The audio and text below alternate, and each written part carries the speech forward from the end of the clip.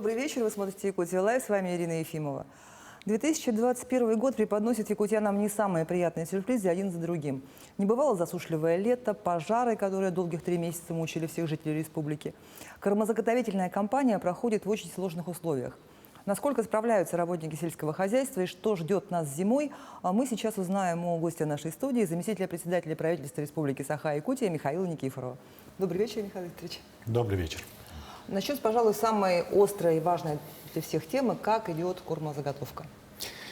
Ну, как вы сами сказали, да, сегодня ситуация в Республике Саха-Якутия действительно очень сложная. Ну, во-первых, это, конечно, пожары. И в этом году действительно выдалось очень засушливое лето в ряде муниципальных районов. Ну, можно сказать, практически в основных сельскохозяйственных наших районах. Это Заречные районы, Центральные районы, Вилюйская группа районов, Алекминский и так далее. Все вот они попали вот под такую погоду. Поэтому ситуация по кормозаготовке у нас сегодня действительно сложная. У нас план заготовки грубых кормов сено составляет 457 800 тонн. Значит, на сегодняшний день по оперативным данным у нас заготовлено 293 700 тонн, что составляет всего 64% плана. Мы по сравнению, если сравнить с прошлым годом, мы отстаем практически на 100 тысяч тонн. Итого у нас ситуация здесь действительно сложная. Должны заготовить 26 800 тонн силоса и 14 700 тонн сенажа. Сегодня прогноз по силосу муниципальное образование дает только на 20 тысяч тонн. То есть сегодня кормозаготовка действительно сложна. Поэтому, учитывая это, значит, мы, конечно, об этом понимали, уже в начале лета это было понятно, и эти пожары, поэтому, значит, наш глава республики Арсений Сергеевич принял решение, значит, своим указом объявил чрезвычайную ситуацию межмуниципального характера. То есть мы сегодня имеем то, что имеем, и, значит, правительство республики, Министерство сельского хозяйства делает все возможное, чтобы выйти из этой ситуации. Конечно, организовываем мобильные бригады, делаем, значит, ведем переговоры значит, с другими нашими субъектами, с соседними субъектами по поводу поставки значит, грубых кормов, ну и так далее, и так далее. Задать вопрос гостю программы можно в прямом эфире по телефону 8 41 12 42 14 39 или отправив сообщение на номер горячей линии в мессенджере WhatsApp 8 914 235 0502. Какие особенности вы можете отметить в вопросе заготовки корма в последние несколько лет? Ну, во-первых, со стороны самих заготовителей, самих участников, самих организованных хозяйств, я бы сегодня отметил бы, что намного в последние годы увеличилась энерговооруженность, техниковооруженность, поэтому сегодня, допустим, личные подсобные хозяйства, которые заготавливают значит, корма, они долго там не работают. Раньше в советские времена с этим делом было трудно, там практически июль-август заготавливали сено. Сегодня, допустим, частное лицо, личное подсобное хозяйство на кормозаготовку, если в нормальные годы тратят, ну, в среднем где-то 2 недели. Вот это особенности последние года, когда, допустим, наши покупают определенную технику и так далее, и так далее. Что касается самой вооруженности, вообще в общей ситуации, то считаю, что значит, мелиоративная работа, она помогает действительно значит, намного лучше, чем, допустим, просто естественные поля, пашни и так далее. Вот, например, скажу, что у нас в этом году значит, Вилюйский район, Верхневилюйский район, которые имеют, значит, систему лиманного орошения, хотя и погода там, значит, тоже, значит, не так уж хорошая была, они, в принципе, прогнозируют где-то порядка 90% заготовки грубых кормов. Значит, тоже свежий пример, вот, допустим, вот Мегино-Кангаласский район, она действительно попала под засуху, значит, первоначальный прогноз у них всего составлял порядка 73%, сегодня у них прогноз составляет около 80% от плана, но вот как я проезжал практически весь район, значит, вот Харобовская система лиманного орошения, которая действительно там хорошо работает и так далее, там она дала хороший урожай, ну, по крайней мере, нормальный урожай по нынешним меркам по сену. соседние, значит, поселки, соседние муниципальные образования, там, где нет лиманного орошения, там травостой очень плохой. Поэтому мы должны, значит, особенности именно текущего года, как раз вот лиманное орошение нам показало, что мы должны работать именно в этом направлении. И, конечно же, получим намного больший результат, чем, допустим, в естественных условиях. Понятно. Вы упомянули, отвечая на первый вопрос про мобильные бригады, была информация о том, что их количество увеличивают. Вот расскажите о проделанной работе и насколько увеличились объемы производства. Да, действительно, вот Арсений Сергеевич уже дважды проводил совещание с главами муниципальных образований. Первое выездное совещание, но, правда, выездное не получилось, но путем, значит, ВКС, но при этом главы муниципальных образований участвовали. И, значит, это было в Итыкёле. И в этом совещании, значит, многие муниципальные образования, главы, значит, одним из постановочных вопросов поставили уменьшение, значит, завоза кормов на расстоянии, значит, то есть уменьшить расстояние завоза кормов из других районов от 60 километров, ну, допустим, до 40 километров. То есть у нас есть перевозки, есть постановление правительства, которое регулирует перевозки кормов из других муниципальных образований с расстояния более 60 километров. Сегодня, значит, по поручению главы, значит, он принял такое решение, мы это расстояние уменьшаем от 60 до 40 километров. А что это значит? Это означает о том, что, значит, вот наши мобильные бригады, которые заготавливают сено в отдаленных участках, допустим, и в других районах, они могут себе позволить, расстояние у них уменьшается от 60 до 40 километров. То есть тогда они могут рассчитывать на помощь, субсидию по перевозке кормов. Понятно. Но вот эта ситуация, она... То есть, если 50 километров, там, допустим, да, они раньше субсидию не могли получить, а теперь будут То есть, получить, если меньше 40, то они не будут рассчитывать, значит, больше 40 будут рассчитывать. Раньше было 60 километров. То есть, это, оно дало такой эффект, конечно же, особенно муниципалитетам. Они сегодня же, учитывая то, что у них кормов мало, сейчас мобильные бригады, конечно, направили в отдаленные участки. И на территории внутри муниципального образования, и на территории других муниципальных образований, там, где, допустим, местные, допустим, не поехали и не занимались кормозаготовкой. Такие примеры у нас есть, допустим, в Хангаласском районе, на территории городского округа, город Якутска, даже вот на территории Усть-Майского района. Некоторые вот соседи чурапчинцы, допустим, ездят в Амгинский район и так далее, вот, чтобы заготавливать. Значит, И вот у нас сегодня, вот буквально 2 недели тому назад, если у нас мобильная бригада составляла 172 мобильных бригад, сегодня 233. Уже увеличилось. То есть это дает эффект, значит, в том, что больше сена мы будем заготавливать на территории республики. И вторая здесь проблема заключилась в том, что у нас много, вот из-за пожаров у нас выгорело очень много сенокосных угодий. Исходя из этого, значит, многие хозяйства и личные подсобные хозяйства вынуждены поехать в отдаленные участки и заготавливать для себя тоже корм. Из-за этого у нас увеличение идет. Понятно.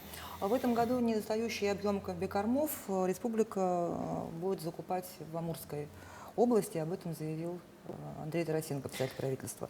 Вот подробнее можно про это? Но здесь надо даже добавить не только объем комбикормов, но и грубых кормов, в том числе сена.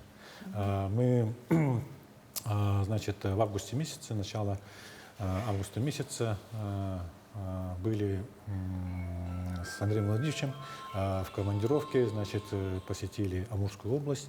Ну, как раз и вопрос поставки комбикормов, значит, грубых кормов, ну и, соответственно, подписание, вот сегодня прорабатывать вопрос подписания соглашения между Амурской областью и Республикой Саха-Якутия, которая раньше была, их, значит, более-менее, значит, обновить, да, и как раз мы сегодня в основном упор делаем на сельское хозяйство.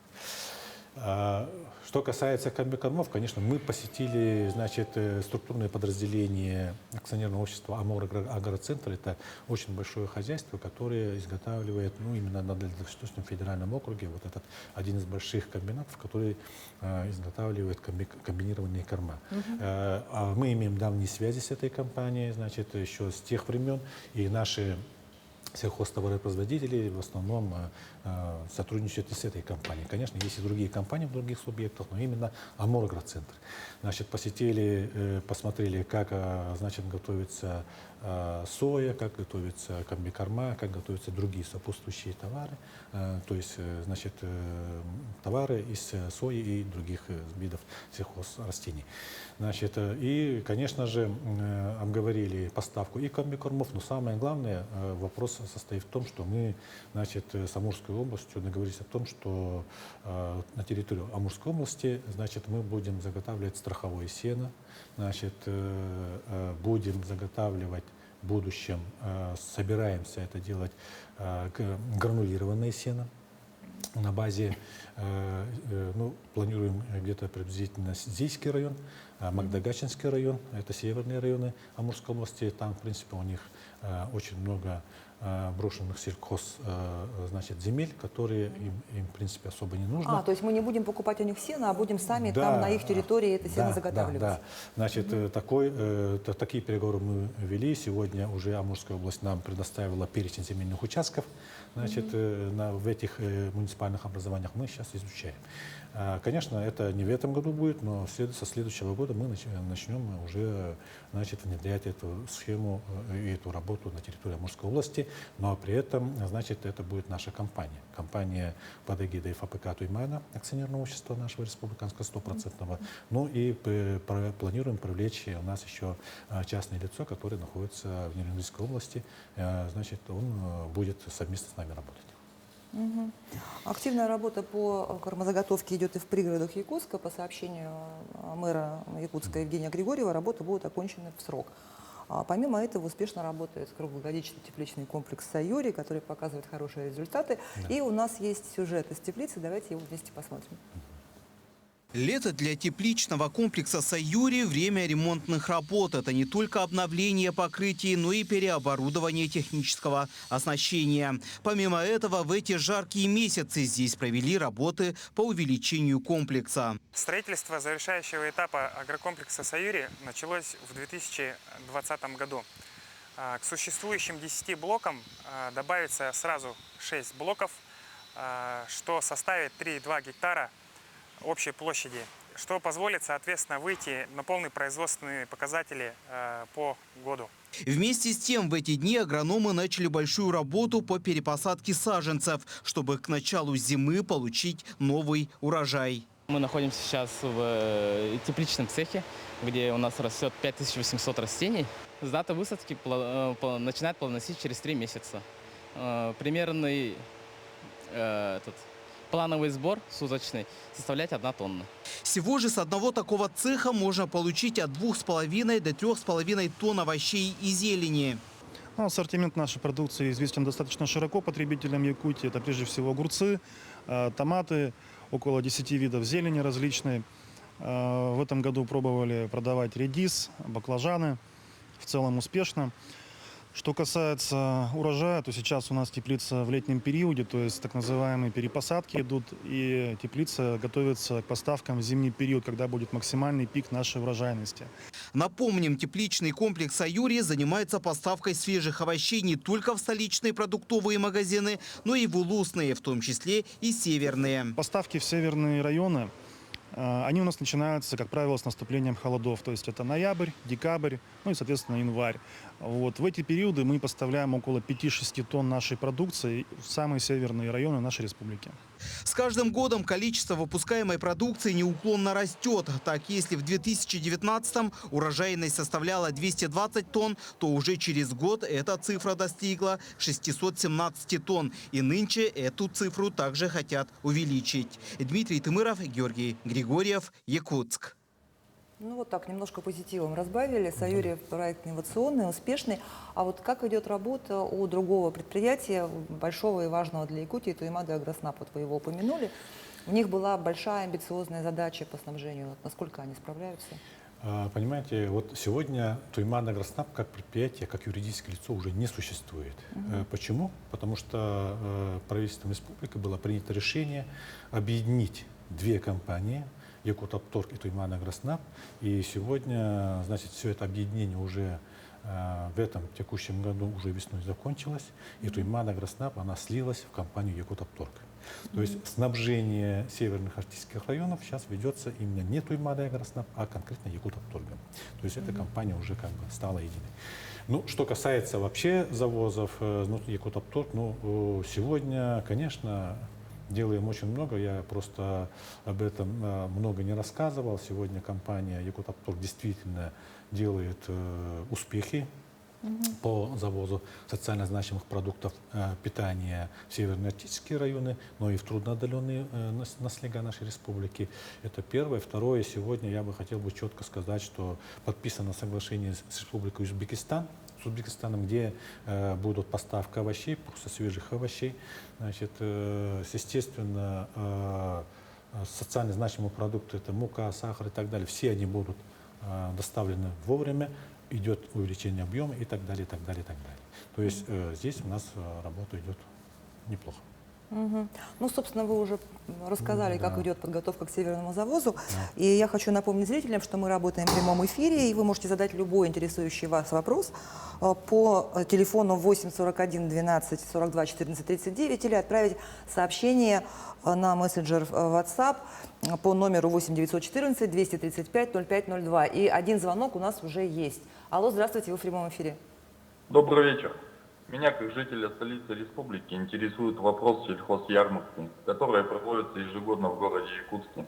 Состоится ли она в этом году? Если да, то где будет проходить? На крестьянском рынке? Спасибо за вопрос. Конечно же, сельхозярмарка ежегодно проводится на территории крестьянского рынка. Здесь вопросов нет. Но с учетом пандемии в прошлом году она была, конечно, проведена, но в ограниченном таком порядке, со своими ограничениями. В этом году мы планируем тоже провести эту ярмарку. Хотим еще провести ярмарки выходного дня, но большую ярмарку будем обязательно проводить. Конечно, с учетом той ситуации по пандемии будем принимать те определенные меры, которые, значит, нам помогут, значит, избежать тех или иных проблем. Спасибо. В 2020 году было решение принято о переходе с автомобильного транспорта на водный в части доставки именно товаров на север. Да. Вот можете поделиться результатами, получилось ли оптимизировать расходы по доставке? Я вам еще много больше скажу. Не только с автомобиля на водный транспорт. Да. Сегодня мы за те же средства, значит, предоставляем из бюджета республики компании Якутопторг в части завоза тех или иных продуктов. Значит, получилось, объем мы увеличили, перейдя из автомобильного транспорта в водный фрах, практически на 1,5 раза по сравнению, допустим, с 2020 годом, то есть с 2019 годом на 2020, еще и в 2021 году еще будем увеличивать, там процентов, если я не ошибаюсь, 30-40%, но при этом, значит, мы еще перешли на авиационный транспорт. Понимаете, здесь... Но это же, наоборот, дороже, нет? Нет, она на те же деньги мы везем. За счет экономии средств автомобильным транспортом и так далее, за счет оптимизации тех или иных расходов, мы переходим на другие виды транспорта. Значит, это первое. Второе, почему на авиатранспорт? У нас в этом году в воздушном кодексе, значит, были внесены изменения, и малая авиация имеет сейчас возможность завести грузы и так далее, и так далее. То есть там какие-то внесения изменений, и как раз мы воспользовались этим, и сегодня, допустим, те же Ан-2 самолеты, которые находятся и в частной собственности, не только полярные авиалинии, но и в частной собственности, они сегодня нам доставляют в северно-арктические районы нашу овощную продукцию. Сегодня я бы хотел сказать, что часть овощной продукции и продукции, она уже теплоходами уже, значит, доехали до Колымы, до Индигирки в сентябре дойдут, и до Яны дошли. Но и мы авиационным транспортом сегодня начали обеспечивать уже Ивено-Ватантайский район, Усьянский район, Верхоянский район, там, где, кстати, есть авиационные площадки. Самое интересное, у тех глав муниципальных образований, у кого нет авиационных площадок, Мы им не смогли довести, потому что нет возможности посадить самолет. У кого есть, они получили.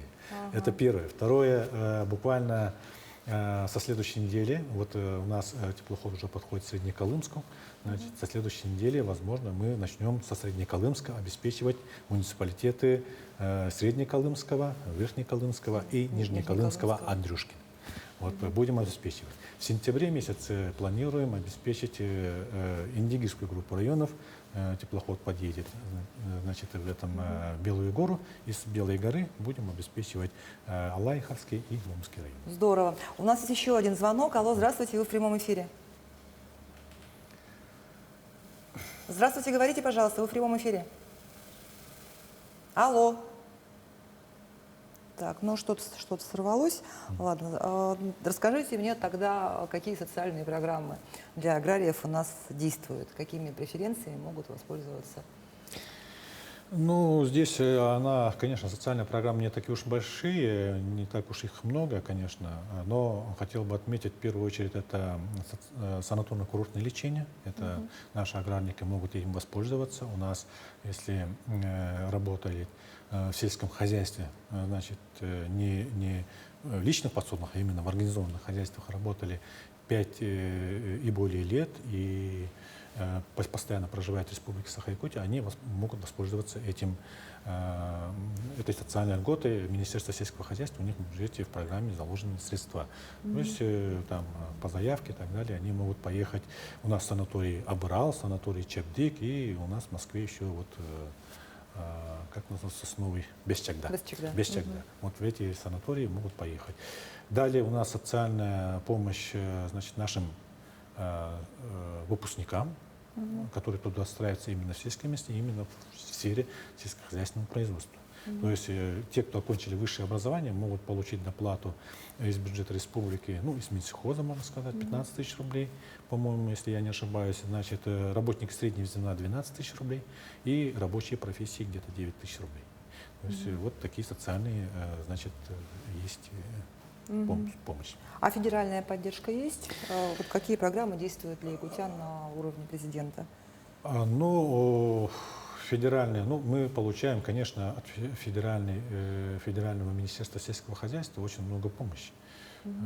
Это племпродажа, это, ну, я не имею в виду личных, а именно вот по организации сельскохозяйственного производства, это племенная продажа, это комплексные мелиоративные работы. Это такая хорошая программа сегодня есть комплексное развитие сельских территорий, где мы, республика, сегодня являемся одним из передовых субъектов Российской Федерации именно по данной программе. Мы ежегодно получаем, значит, более миллиарда, а в этом году из федерального бюджета почти 1 600 с лишним миллионов рублей.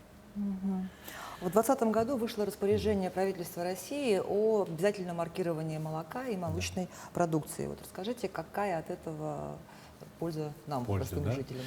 Ну, простому жителю, естественно, польза будет. Конечно, когда этот закон очень в таком скором порядке, значит, запустили, конечно, наши заготовители молока, молочной продукции, конечно, всегда были не очень рады этому, потому что сроки поджимали, но при всем при этом, значит, там есть поэтапность.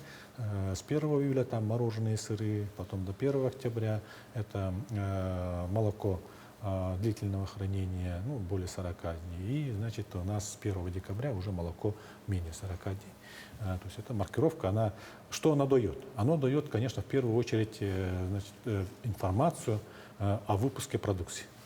Кто изготовитель, кто заготовитель, значит, срок годности и так далее. Все вот эти характеристики в этом по маркировке, они заложены.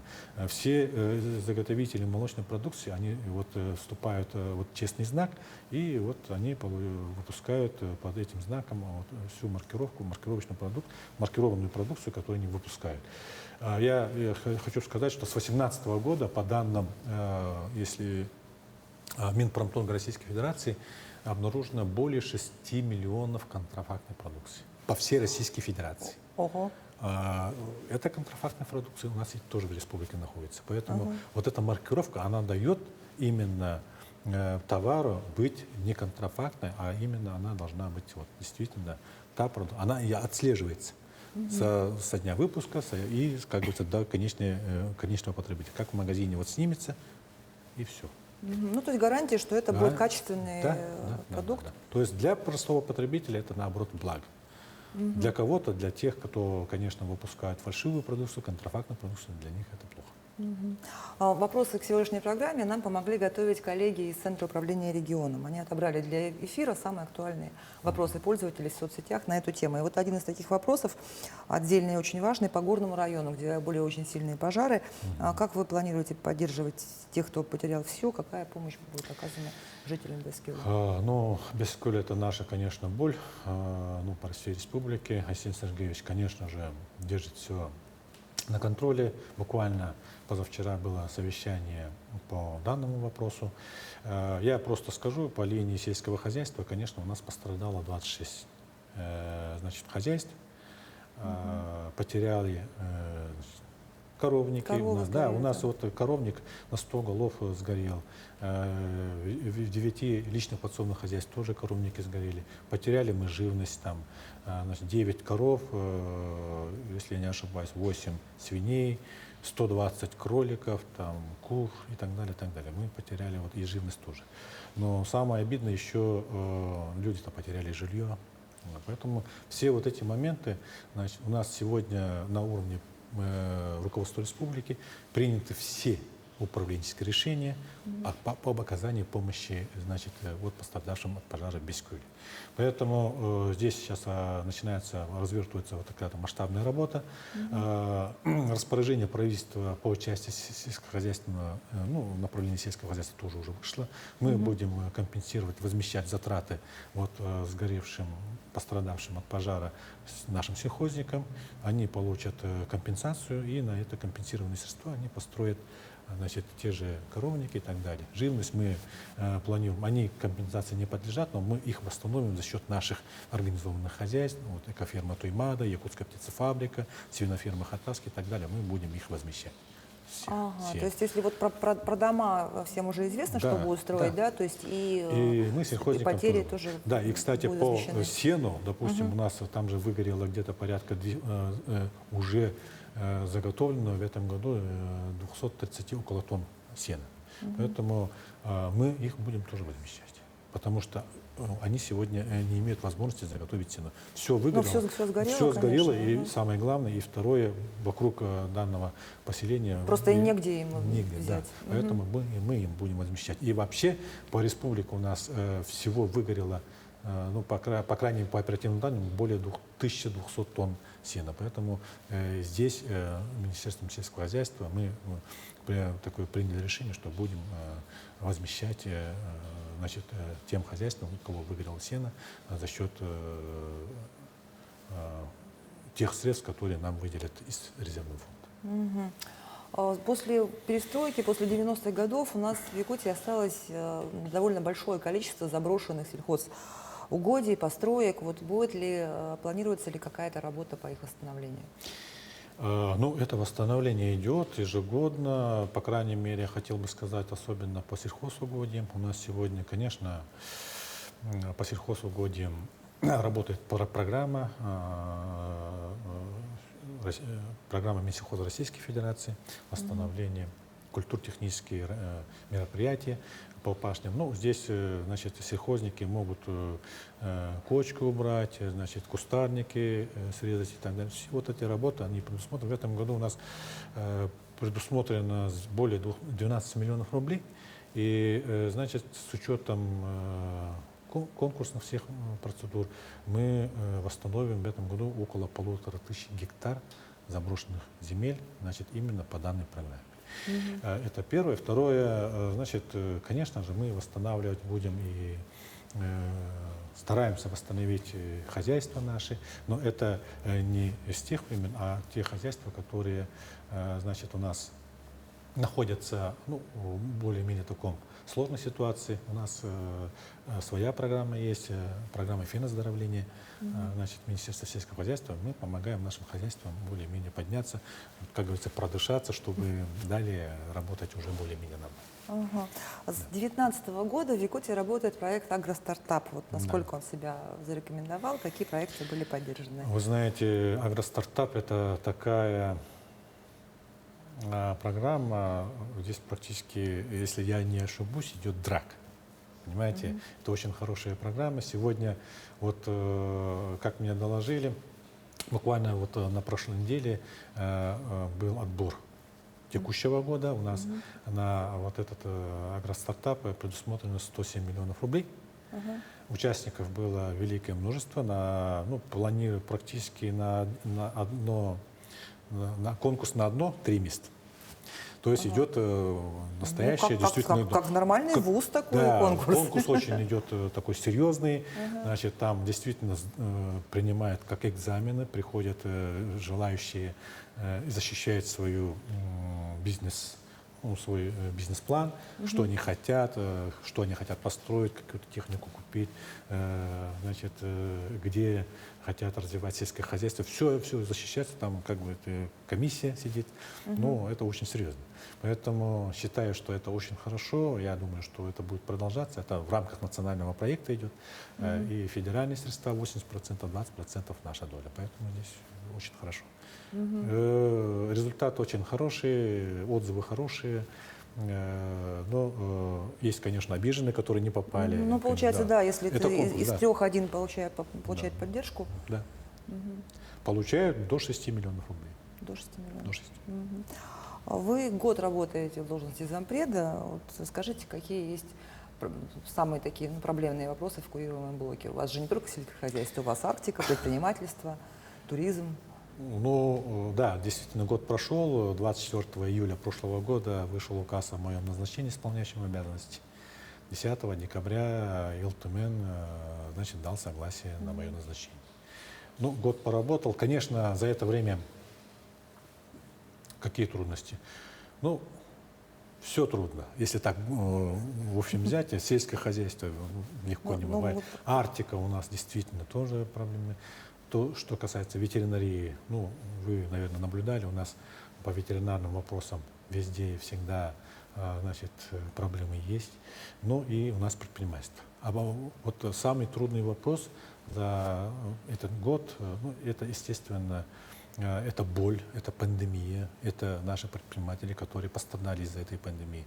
Действительно, проверки эти, вот самое, вот то, что для меня было болезненно, это, конечно, наших предпринимателей. Старались, конечно, республика помогла, чем могла. Действительно, мы сделали очень много, но при всем при этом некоторые, конечно, наши предприниматели, но их очень, конечно, меньшинство, конечно, обанкротились. Но при всем при этом я считаю, что по статистике, наоборот, вот как ни странно, у нас количество предпринимателей, количество самозанятых у нас растет, как ни странно. Но просто говорю, что для предпринимателей был очень плохой год. Второе, то, что я хотел бы отметить, это ситуация у нас в ветеринарной службе. Ветеринарная служба республики, вот я побывал в Татарстане, значит, в мае месяце специально съездил, посмотрел, значит, сельскохозяйственное производство и ветеринарные службы республики Татарстан. Но то, что наше, то, что Татарстан, конечно, небо и земля. Я здесь открыто могу сказать. Очень, конечно, в этом деле мы отстали от передовых субъектов, да, но поэтому принял решение, значит, конечно, здесь у нас поддержал Есен Сергеевич, поддержал и председатель правительства Андрей Владимирович. Мы сегодня подготовили сперва полный анализ ситуации департамента службы ветеринарии по всей республике. У нас Центр стратегических исследований полностью провел анализ. Исходя из этого, мы подготовили стратегию развития, значит, ветеринарной службы республики до 30 года. Сейчас она проходит согласование. Где-то в конце сентября, где-то или в октябре месяце мы его в стратегическом совете должны принять. Планирую отдельную программу, планируем, значит, тоже пока договоренности есть, будем планировать отдельную программу от у нас она в программе развития сельского хозяйства республики. Хотелось бы отдельную программу именно по ветеринарной службе.